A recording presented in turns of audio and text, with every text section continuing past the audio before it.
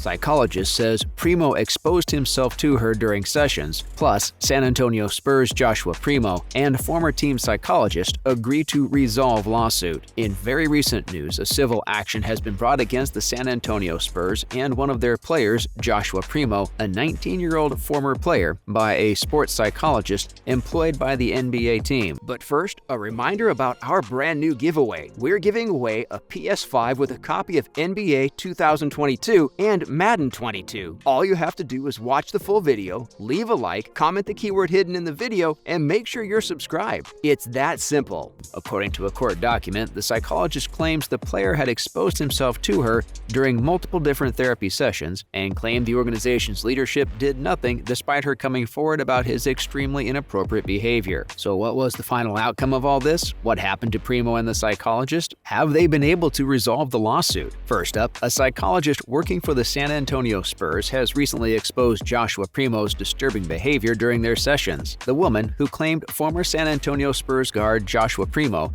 exposed himself, is now suing both the NBA franchise and the 19-year-old free agent, claiming they disregarded her repeated allegations of the incident. Recently, attorneys representing psychologist Hillary Cauthen filed the case in Bexar County, Texas. According to Cauthen, Primo allegedly exposed himself to Cauthen 9 times during private sessions starting back in December 2021. In her lawsuit, she also made mention of other women who allegedly accused the Toronto native of exposing himself. Following this revelation, the Spurs released Primo after the claims became widely known. According to the lawsuit, the Spurs organization was willing to sacrifice Dr. Cauthen to maintain what they anticipated would one day be a star player. But once Primo's behavior became widely known, the Spurs were compelled to take action and release Primo as well. Primo's current treatment by the Spurs is too little, too late. Now the psychologist joined the Spurs in 2021. However, her career with the team ended in August of 2022 when her contract was not renewed. During a press conference, Tony Busby, Cauthen's lawyer, announced that he intends to charge Primo with a crime. Busby also criticized the Spurs general counsel, deputy general counsel, and head of human resources for failing to address Cauthen's allegations. Now, it must be noted that Greg Popovich, the head coach of the Spurs, was allegedly made aware of these charges in June, according to Cauthen, but Busby cast some doubt on that. Busby also discussed the complaint and claimed that the squad stood idle for 10 months against Primo despite Cauthen having come forward to her superiors on multiple different occasions. At the same press conference, Cauthen spoke to the media and criticized the Spurs for not responding to her complaints about Primo sooner. So, do you think it's fair for Cauthen to lose her job? We doubt she would have wanted to stay there, but firing her before Primo seems completely unjust. Secondly, the lawsuit brought forth against Primo has now officially been resolved. So how did it all play out? Let's take a look. According to recent news, the former San Antonio Spurs team psychologist Hillary Cauthen settled her legal dispute with the NBA franchise and former player Joshua Primo. Cauthen sued Primo and the Spurs for failing to safeguard her and filed a criminal complaint against him after alleging he had exposed himself to her 9 times during their sessions. The Bexar County Sheriff's Office opened a criminal inquiry shortly after Cauthen came forward. Although court records presently show the lawsuit eliminating the Spurs as a defendant, but not Primo, Cauthen's attorney Tony Busby verified that the matter was resolved, saying the parties have agreed to resolve this matter. Regarding the status of the criminal inquiry, nothing has yet been said. Additionally, the Spurs issued a statement that referred to the incident as a learning experience and vowed to enhance their workplace regulations. A few days before Cauthen filed her case, the Spurs waived Primo, and the 19-year-old is still an unsigned free agent. Despite rumors to the contrary, no team has chosen to proceed with a player who was the youngest pick in the NBA last season and the former 12th overall draft. It was clear to see that Primo had established himself in the Spurs rotation despite his youth and was obviously a player with a lot of potential. Before the cause of his release was made known, he claimed that prior trauma was to blame for his problems and declared that he would concentrate on his mental health care. While we are on the topic of sexual misconduct within the NBA, why has this become such a prominent issue within this particular sport? The NBA has long been recognized as one of the most forward-thinking sports leagues in the world. Numerous instances show that this organization routinely leads the way in social justice concerns, far beyond rivals like the NFL. However, the league's social consciousness does not seem to include sexual assault-related issues. The fact that multiple prominent NBA stars have been charged with serious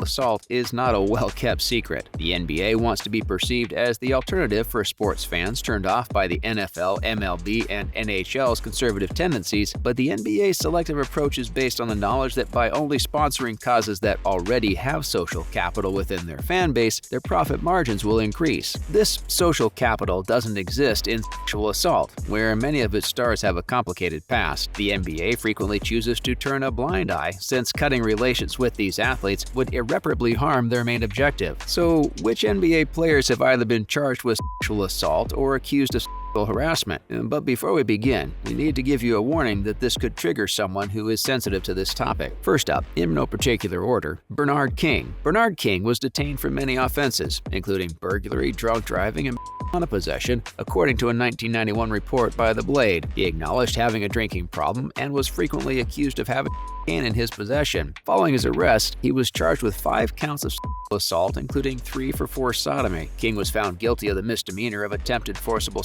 assault of a Salt Lake native in January 1980 after being charged with forced sodomy. The NBA and Utah Jazz stated that his relationship with the team and sport remained unchanged and that he will resume his profession after serving out his term. He currently works part-time for NBA TV as a commentator and occasionally fills in for Walt Frazier on the Knicks MSG network. Bernard King is one of the greatest players in Knicks team history and a 4-time NBA All-Star who was inducted into the Hall of Fame. His alma mater, Tennessee, retired his jersey number after he won the scoring championship in 1985. Next up, Eddie Johnson. Eddie Johnson is the perfect example of a player who didn't face even the most minimal repercussions for his disgusting actions. He was detained for a variety of offenses such as possessing, being intoxicated and disorderly, breaking and entering, robbing, assaulting a police officer, shoplifting, battery on a child, and furthermore, according to CBS News, Johnson's criminal history included over 100 arrests, and he frequently entered and exited prison. He even acknowledged having a drug problem, which led to his expulsion from the NBA in 1987. But probably the most disturbing action was when Johnson was detained after being accused of molesting and